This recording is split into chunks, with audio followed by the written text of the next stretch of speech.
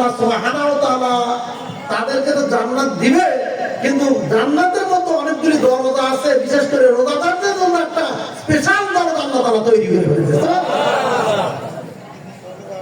সম্মানিত উপস্থিতি, আসেন এই রোজার এত বড় মর্যাদা, এত সম্মান কিসের কারণে হলো ভাই? এটা আমরা সবাই জানি। আল্লাহ তাআলা বলেন শাহরুর রমাদান আল্লাযী উনজিলা ফীহিল কুরআন হুদাল লিন-নাস ওয়া বায়্যিনাতিন মিনাল হুদা ওয়াল ফুরকান। এই মাসের মর্যাদা বাড়ার পিছনে একটাই মাত্র কারণ, যে এই মাসে আল্লাহ সুবহানাহু ওয়া তাআলা কোরআন নাযিল করেছেন। সুবহানাল্লাহ।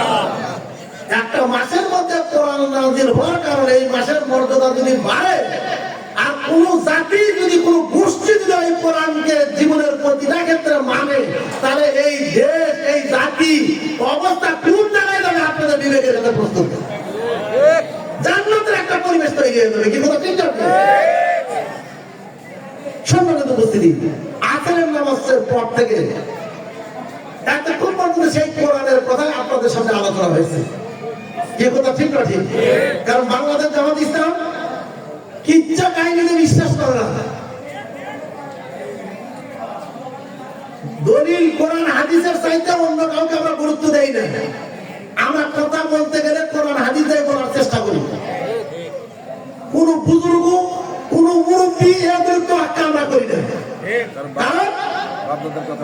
মনে করেন এই মুহূর্তে যদি আমি বলি যে ভাই আমার পিপাসা লেগে গেছে, এক গ্লাস পানি দেন, তার অবশ্যই আপনার কি বলেন একটা স্বচ্ছ পানি কাঁচের গ্লাসে এবং জগের করে নিয়ে এসে দিয়ে দেবেন। আগে এই পানি আপনারা আমাকে দেওয়ার পর আমি যে এই পানি বাদটা যদি পুকুরে সুসুপ দেয়, তাহলে আপনারা আমার কি বলবেন? পাগল হচ্ছে না? মুসলমানদের কাছে কোরআন এবং হাদিসের মতো স্বচ্ছ দলিল আমাদের কাছে আছে কিনা ভাই বলেন তো? তাহলে এই কোরআন হাদিস বাদটা অন্যদিকে গেলে আমার যেরকম পাগল বলবেন, আমার মনে ওই রকমের পাগল বলার কথা। ঠিক কথা ঠিক আছে? অর্থাৎ কথা বলতে হলে কোরআন হাদিসে বলা দরকার, কথা শুনতে হলে কোরআন হাদিসের কথাই শোনা দরকার। কি কথা ঠিক আছে? সম্মানিত উপস্থিতি, সেই কোরআন হাদিসের কথা এতক্ষণ পর্যন্ত আপনাদের সামনে আলোচনা হয়েছে। আমি আপনাদের মধ্যে আহ্বান রাখতে চাই, কথা আমি এত বলবো না, প্রত্যেকদিন আমার ব্যাপক কথা বলতে হচ্ছে।